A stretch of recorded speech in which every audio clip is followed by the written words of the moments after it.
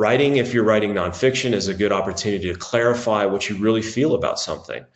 When you sit down and write and start dumping things out of your brain, invariably you start to go in some new directions that are unanticipated, and you end up having and drawing conclusions that are slightly different than what you thought going in, once you really had to sit down and process from A to Z this logical process of what you're trying to present in a book. If you're writing fiction, everybody knows writing fiction that once you sit down and start writing, you'll have ideas, and then that might change. An unexpected idea can change the course of the way that a story goes. And part of writing fiction that's fun is that you're the first to discover this story and how it unfolds. You're not necessarily writing a story.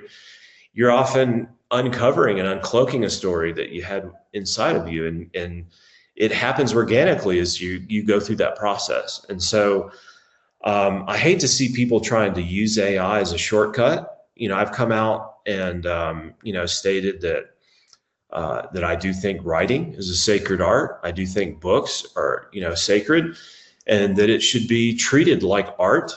I don't want to buy a painting that a machine did. It's fun to see what a human did. I don't think AI has a place in art.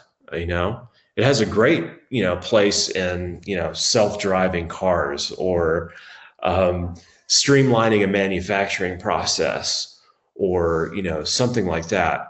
But I do worry that we're going to kind of like hollow out the true soul that we have when it comes to art and books and sharing ideas and stuff like that.